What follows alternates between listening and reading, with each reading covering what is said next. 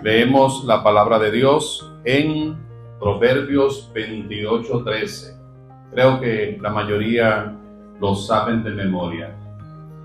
Dice la palabra del Señor: el que encubre sus pecados no prosperará, mas el que los confiesa y se aparta de ellos alcanzará misericordia. Gloria a Dios. El pecado, mis amados hermanos, en su definición más clara, es todo acto, toda forma de actitud que se comete contra sí mismo, contra Dios y contra el prójimo, violando primeramente un reglamento o mandamiento de Él. Otra vez, pero al revés, es cualquier cosa que cometamos al violar un mandamiento de Dios que te afecte a ti, que afecte al prójimo y que afecte tu relación con Dios. Por eso, esta temática del pecado no es algo que se debe tomar a la ligera, sino con mucha atención y con mucha comunión, porque la humanidad completa ha estado heredando consecuencias por actos que otras personas cometieron. El pecado tiene un poder grandioso de contaminación. En el Antiguo Testamento se habla acerca de las maldiciones generacionales que trae consigo el pecado.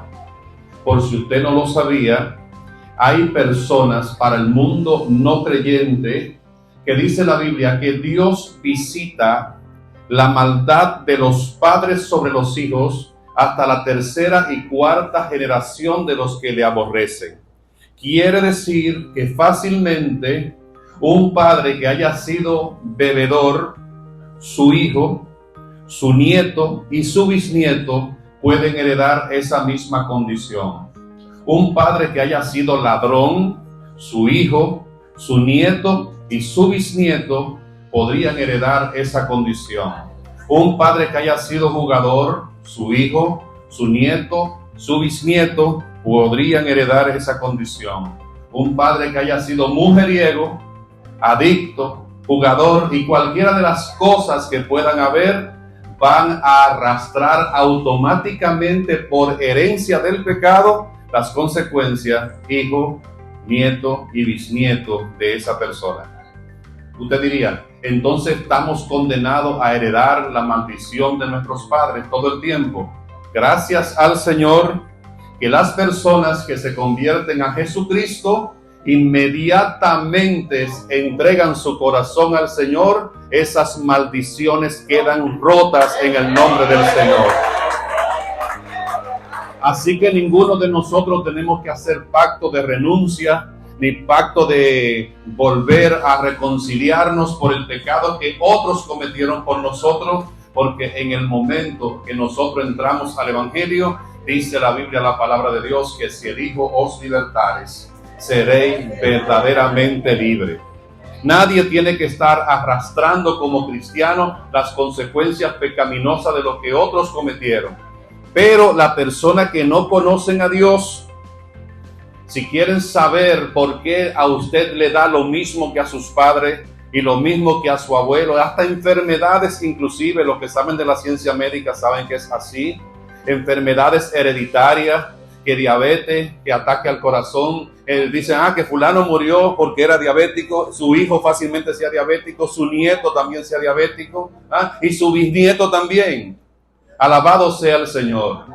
Yo recuerdo que cuando Junior nació, los médicos dijeron, tiene que tener mucho cuidado porque ese niño es falsémico, lo diagnosticaron falsémico. Yo le dije, ni mi familia, ni yo tampoco somos falsémicos.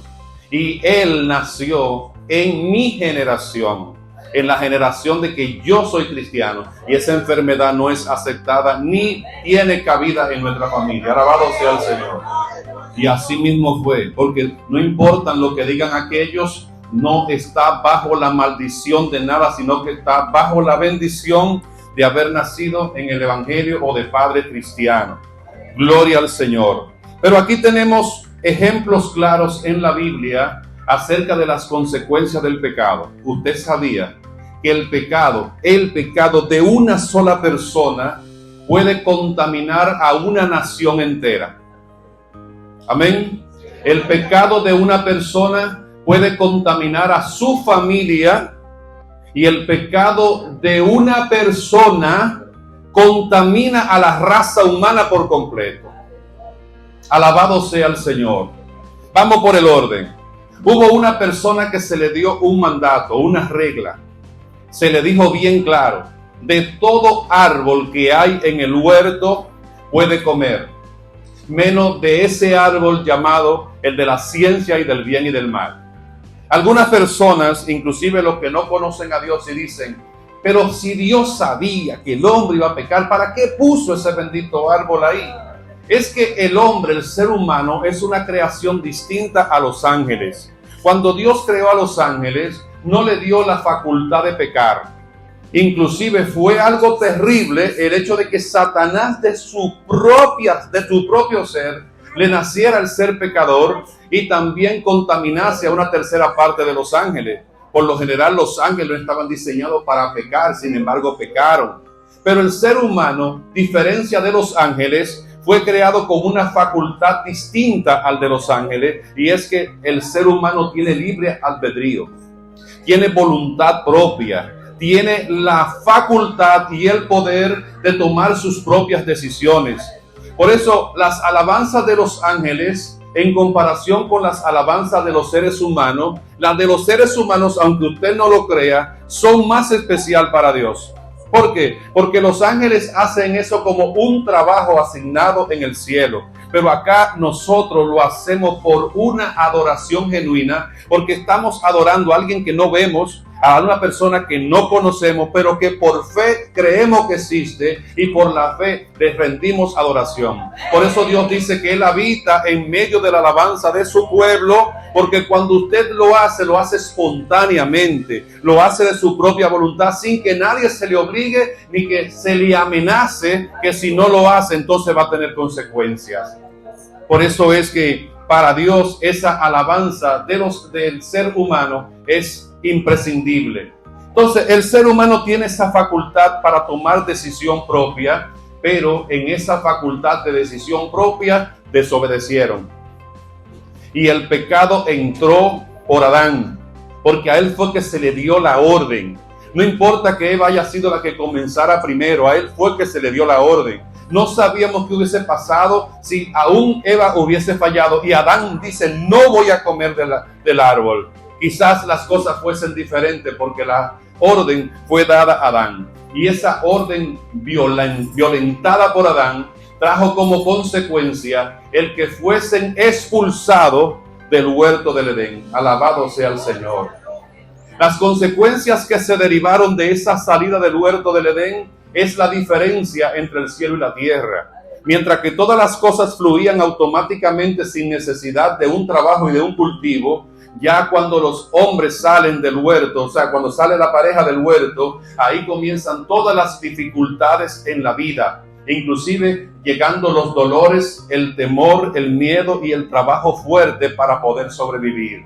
Y como si fuese poco, entonces también el pecado que nace allá en el huerto trae consecuencias para toda la humanidad, porque en el libro de Eclesiastés capítulo 7 versículo 20 la Biblia establece que todos los hombres han pecado, y dice que no hay uno solo en la tierra que no le haya fallado a Dios. Gloria al Señor. Pero encontramos también acá en la Biblia una persona que es la parte principal de nuestra exponencia, que contaminó a toda una nación por un solo pecado. Permítame decirle que dentro de la comparación de una persona o de una nación, todo eso es similar a lo que es la vida dentro de una iglesia, para que lo puedan entender. Y vamos a poner el ejemplo en este caso. Cuando yo hable del pueblo de Israel, hágase de cuenta que le estoy hablando de la iglesia del Señor. Y si usted quiere llevarlo más personal, Los que son de aquí, de otras iglesias, hágase de cuenta que cuando digo Israel, estoy refiriéndome a la iglesia de donde usted es miembro. Y como la mayoría somos miembros de esta, el pueblo de Israel, entonces es esta iglesia. Amén. ¿Cómo se caracteriza el pueblo de Israel? Un pueblo que va ganando batallas en batalla, donde todos los demás pueblos tenían que escuchar con pavor, con temor, lo que Dios hacía a través de Israel. Josué, el comandante y líder del ejército de Dios que entra a la tierra prometida, nunca había sabido lo que era tener una baja en una guerra. Es normal que en toda guerra, es normal que en toda batalla las personas pierdan soldados y gana el que al final de cuentas queda con más soldados. Israel no era así. Israel no peleaba de esa manera. Israel no iba a una guerra a que soldados muriesen. Israel iba a una guerra a acabar con todo el mundo sin que nadie le topase a uno solo de ellos. Y cuando Israel peleaba la batalla, a veces se quedaban hasta con los brazos cruzados, no hacían nada, a veces cantaban, a veces marchaban, a veces hacían bulla, a veces simplemente daban vueltas sobre una ciudad y toda la gente empezaban a pelearse entre ellos sin saber qué es lo que está pasando, se mataban uno con otro y de alguna manera Dios permitía que la batalla, la victoria fuese una batalla limpia donde nadie perecía. Alabado sea el Señor. Y nos estamos refiriendo a nuestra iglesia, que vamos de victoria en victoria, de poder en poder, sin perder soldados, trabajando arduamente, teniendo batalla y victoria constante. Pero un día sucedió lo inesperado, lo que nadie pensaba, lo que nadie esperaba. Tan confiado estaba Josué que dijo: ¿para qué ir al pueblo de Jai a pelear con tantos soldados? No, hombre, no. Vayan 2,000 hombres, que a final de cuentas ni nosotros somos los que peleamos, el Señor que pelea por nosotros. Y ese día, en esa batalla, 36 hombres del ejército de Israel murieron. Gloria a Dios. Alabado sea el Señor. 36 personas del ejército de Israel murieron. A veces nosotros como iglesia podemos ver las bajas que tenemos. Podemos darnos cuenta muchas veces que las cosas no están marchando normal como deberían ser. A veces nos damos cuenta que en ocasiones cuando teníamos cultos de jóvenes que habían que sacar bancos hasta allá afuera, sin ser semana de jóvenes, sin ser semana de actividad, ahora vemos cultos de jóvenes donde hay más banco vacío que gente, y donde hay de todo menos jóvenes, y donde hay de todo menos caballeros ni damas, y actuamos como que algo está normal. Seguimos como que nada está pasando. Seguimos como que las cosas son actuales, los tiempos finales. Es normal que la gente se enfríe, es normal que la gente se quede en su casa. Quizás es problema de las muchas series de internet que hay ahora y por eso la gente se entretiene. A Josué no le vinieron con ese cuento. Gloria a Dios. Josué no aceptó ese cuento de que perdimos 36 soldados y esto es algo normal. Lo primero que hizo Josué es lo que debemos hacer cada uno de nosotros, los líderes, los miembros y cada una de las personas que estamos dolidos de la derrota que pueda tener el pueblo de Israel, nuestra iglesia. Y fue ir directamente a la presencia de Jehová para preguntar, para investigar a ver qué es lo que estaba pasando. Alabado sea el Señor. Y cuando Josué se pone a clamar en oración, en cilicio, en lamento, en ropas rotas, de barriga, a las 3 de la mañana, como dice Castillo, y cualquier forma de búsqueda, entonces Dios le da la respuesta, inclusive hasta lo censura.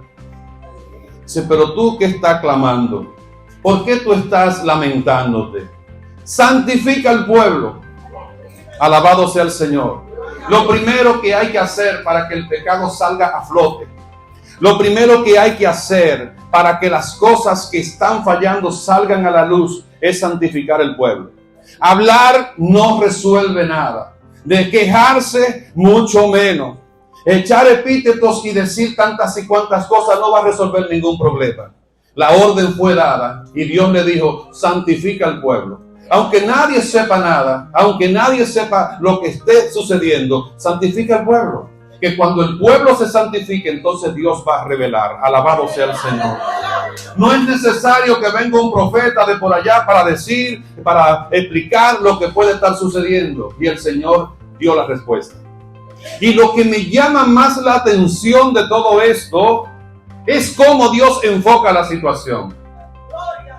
Oiga cómo Dios habla en plural, a pesar de ser una persona el que falló. El pueblo, la nación ha pecado. Gloria a Dios. Hermanos, esto es más delicado de lo que se ve. La nación ha pecado. ¿Qué estamos diciendo cuando digo nación? ¿Qué estoy diciendo? La iglesia. Alabado sea el Señor. Y llévelo al plano personal. La familia. El pueblo ha pecado. La nación ha pecado. La familia ha pecado. Y es una sola persona que ha fallado.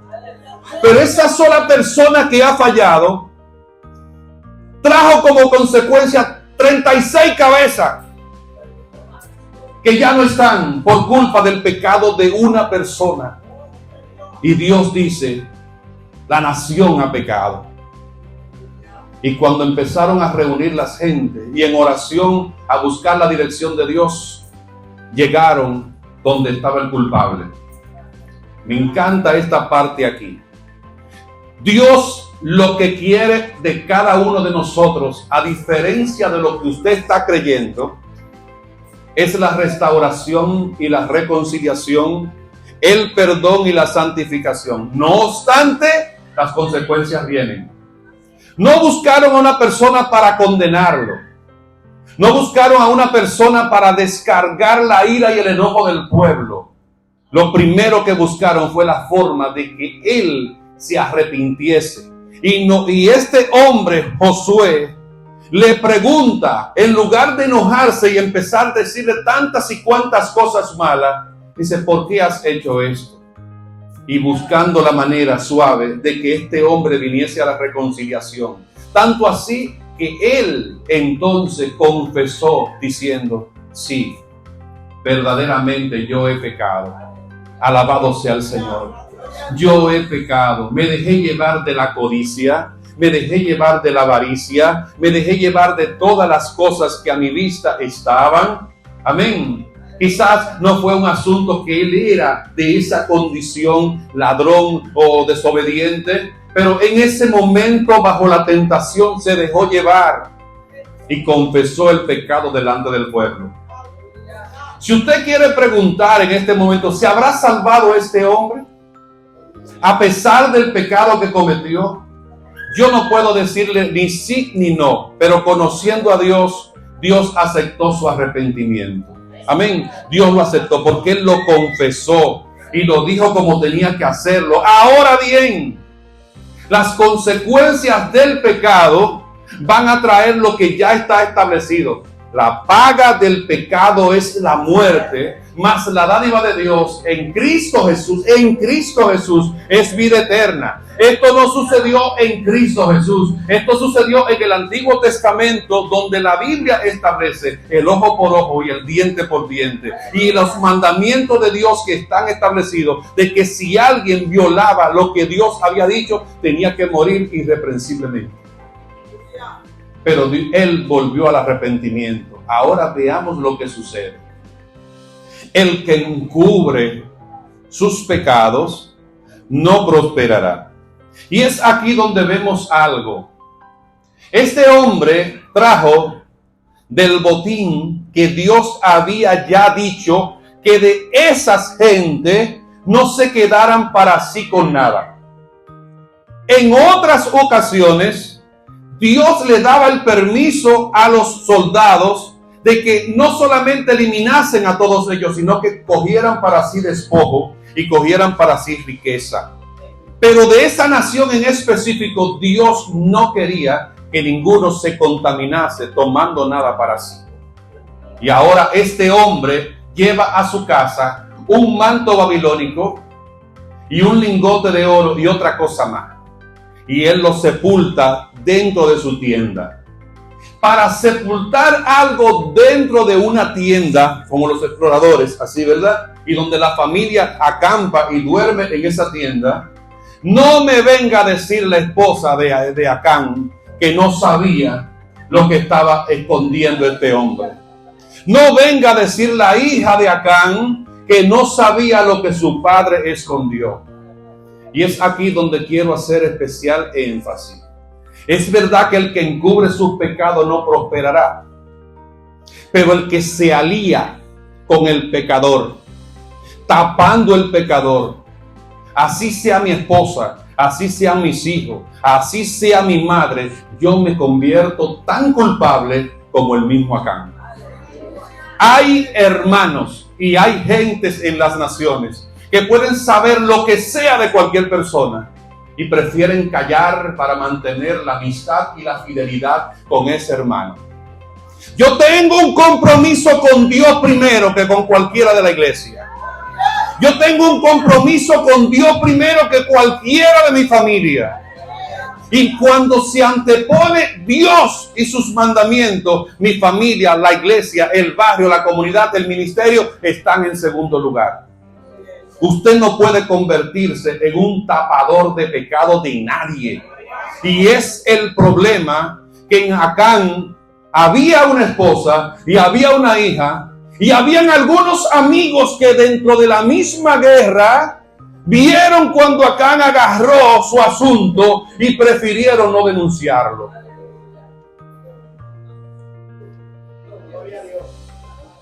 Se arrepintió Acán y Dios le perdonó. Pero ¿quieres ver las consecuencias?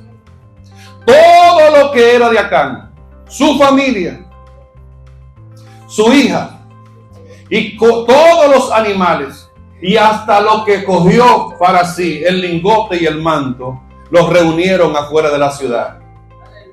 Y la piedra que le mandó el pueblo, ni tan siquiera fue que Josué dijo, no, el Señor, sea tú con ellos, con él.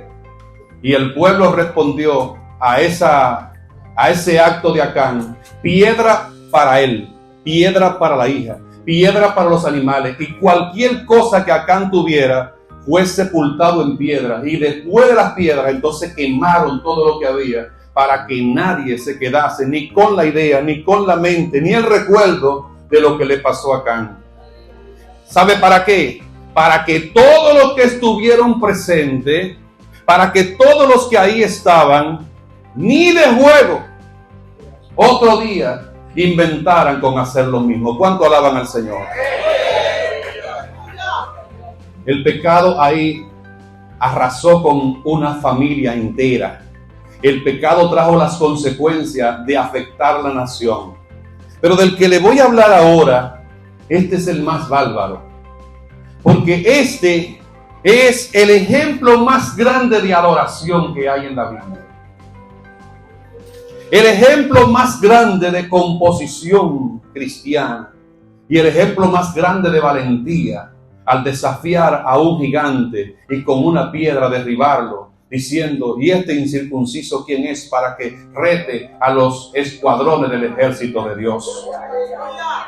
Esto lo que le quiero decir, hermanos, es que en cuanto al pecado no hay ninguna persona aquí de los que estamos ni de los que falten que estamos exonerados de poder caer un día. Pero ¿qué vamos a hacer nosotros con el pecado que se comete? Y aquí viene lo de David. David comete su pecado con Betsabé. La historia quizás ya ustedes la saben. Se enamoró de una muchacha que desde lejos estuvo viendo donde se estaba bañando. El ejército está peleando la guerra, pero él se quedó en casa. Y luego entonces idea un plan. Como ya conocía al líder, el esposo de la muchacha, que era uno de los soldados de él, decidió mandar una carta y decirle a Joab: ponme a fulano al frente de la batalla. Para Urías Eteo lo ascendieron. Amén. Wow. El rey me manda poner al frente. Gloria a Dios. Mira, Ustedes que antes decían que yo no podía, mira cómo Dios me ha transicionado y cómo Dios ha reconocido mi trabajo y cómo Dios me ha puesto en alto. Lo empoderó. Y el objetivo, ¿sabe cuál era, verdad? Porque Urías Eteo era guapo, pero no de los más guapos. Era valiente, pero no de los más valientes. Por lo tanto, inclusive se le dio instrucciones a que si lo estaban por linchar, que ni tan siquiera lo defendiesen. O sea que el objetivo es que lo maten. Pero eso fue después de él haber cometido el pecado con la esposa de él. Y tranquilito, todo pasa desapercibido. ¡Wow! Mira qué bien. Como al rey se le permite tener todas las esposas que quiere, hay hombre, una viudita por ahí que hay. Sí, hombre. Tráiganmela para acá porque me da pena, me da lástima viendo esa viuda desamparada. Hay que ayudarla y traerla para acá. Amén. Aparentemente, a veces creemos, lo primero de siempre cuando las personas pecan o pecamos, es que podemos ocultar el pecado. Comenzó Adán a esconderse. Amén. Inclusive tuvo Dios que llamarlo. Nunca Dios tuvo que llamar a Adán para hablar con él. Sin embargo, Dios tuvo que llamarlo. No que Dios no sabía dónde estaba, sino que él intentó ocultarse. Y Dios, como siguiéndole el juego, dice: Adán, ¿dónde estás tú? ¿Qué respondió? Tuve miedo y me escondí. Alabado sea el Señor. ¿Qué hizo Acán también? Se escondió. Porque ya habían dicho que hay problema. Hay problema en la nación porque perdimos la vida de 36. Santifiquen el pueblo. ¿Y por qué no apareció Acán ahí mismo diciendo, antes de que empezaran a echar suerte? No, yo creo ya yo sé cuál fue el problema. No dijo nada. Y lo peor fue David. De todo fue David el peor. Porque David hizo todas sus cosas como que eso no se iba a saber nunca. Regla bíblica para que, si usted no la sabe, la recuerde todo el tiempo y la tenga delante de su frente ahí, como si fuese unos lentes que proyectan lo que usted pueda leer. La Biblia dice: no hay nada encubierto que no sea manifiesto, ni escondido que no salga a la luz. Alabado sea el Señor. ¿Y por qué, si sabemos que no hay nada encubierto que no salga a la luz, que no sea manifiesto y que no se conozca, por qué entonces nosotros nos escondemos? ¿Por qué nos agachamos? David ni tan siquiera pensó más en eso, pero todo resuelto. Eliminamos al marido y ahora yo quedo como el rey bueno, benefactor, que me caso con esta pobre viuda. Y ahora tiene Dios que mandar a un profeta. ¡Wow! ¡Cuánto amor de parte de Dios para con David! ¡Cuánto amor infinito por este hombre! A diferencia de muchas otras personas, Dios manifestó un amor muy especial por David, porque David era un adorador. David era una persona sincera. David era una persona que cuando alababa o adoraba, lo hacía de verdad. A él nadie lo mandaba, a él nadie lo invitaba a la iglesia. Él dice: yo me alegré con lo que me decían, a la casa de Jehová iremos. Y que una cosa he demandado a Jehová y esta buscaré: estar en la casa de Jehová todos los días para inquirir en su santo templo. O sea, David no era de esos cristianos que había que remolcarlo. David era un remolcador. Amén. David era una de las personas que siempre estaba al frente, adelante, en la primera fila.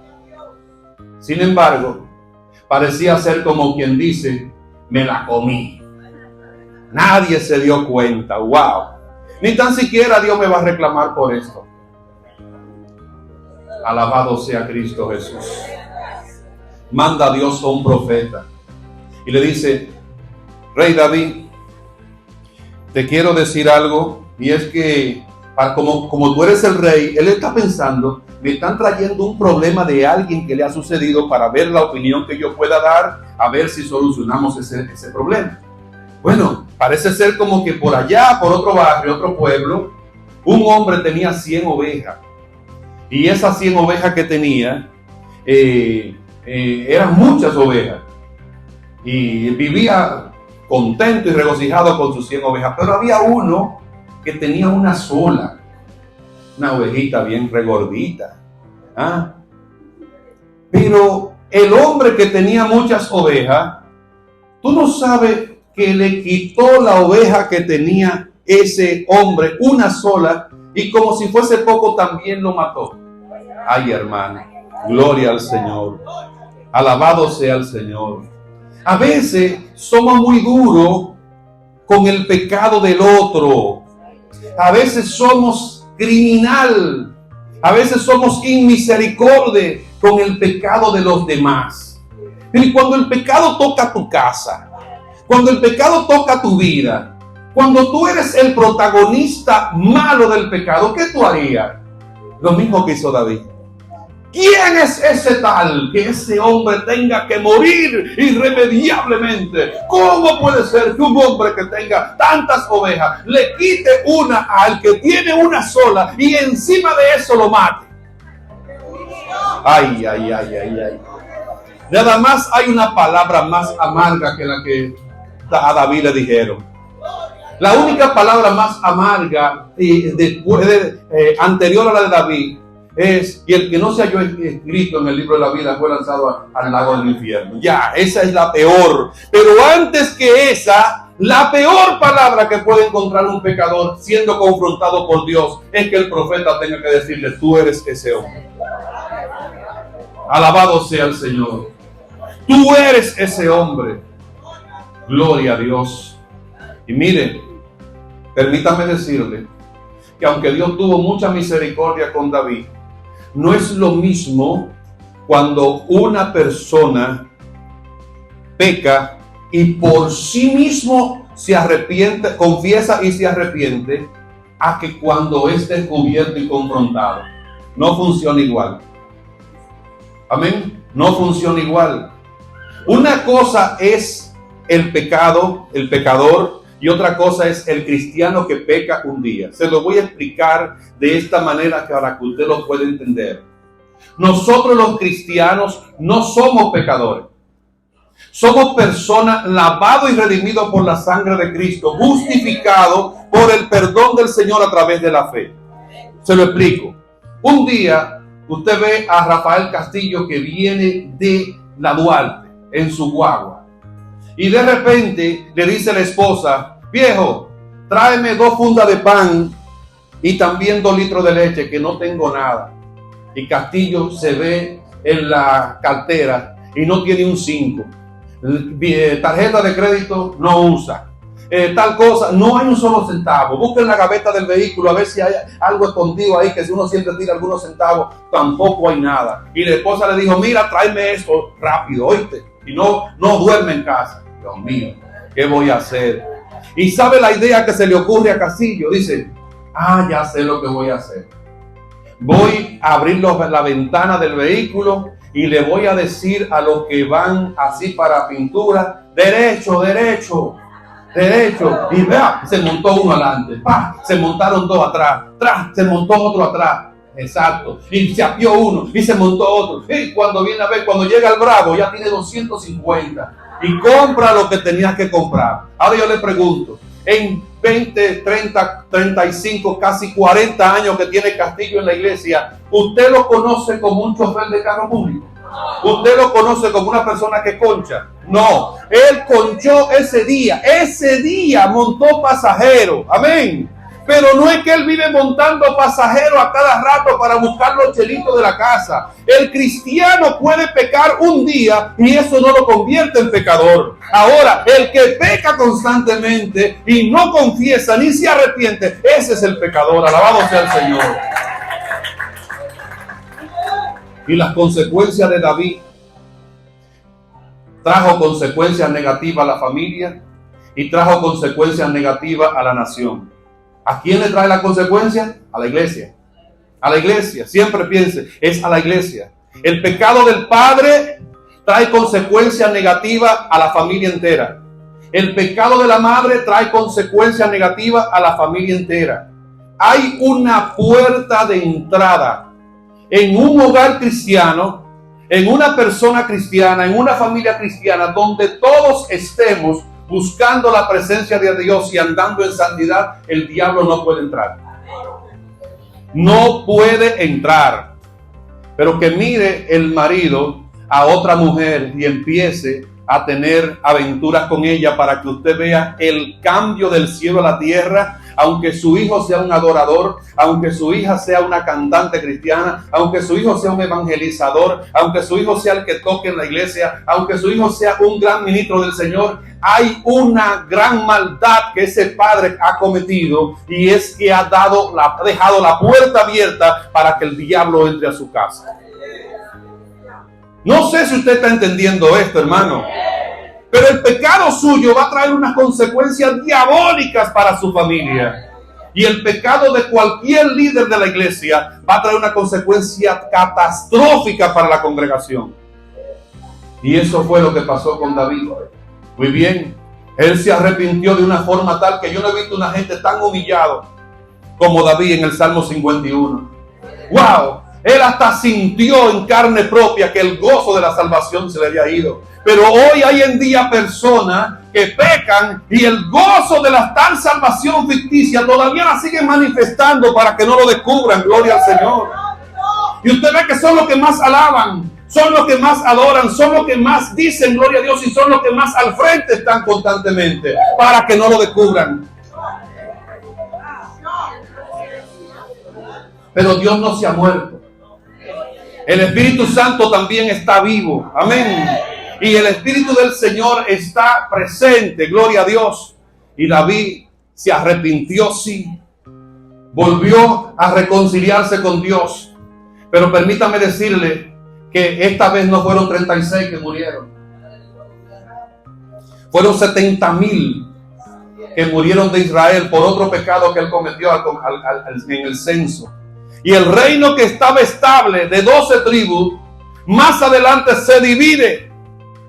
Y aunque Dios por promesa le da a David la promesa de que nunca faltaría quien se siente en su trono, la gran verdad es que la nación de Israel, de las 10 tribus, no le fue muy bien.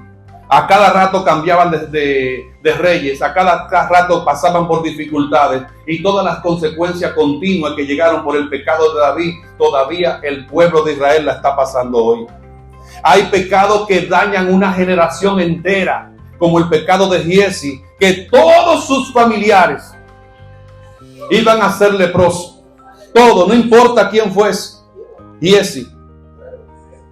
Todos fueron leprosos. Y si posiblemente de esos que Jesús sanó aquella ocasión, de los 10 leprosos, posiblemente de eso habían como 8 que eran familia de Giesi. Hermano, la maldición que produce el pecado físicamente, la maldición que produce el pecado es como cuando usted tiene un locrio o una comida que está haciendo con leña al aire libre, y ahora viene una persona y peca y moja toda la leña. Da brega prender las leñas. A veces duramos hasta media hora clamando, tratando de encender el culto, pero no hay manera. No hay manera, con la leña mojada no se puede, hermano.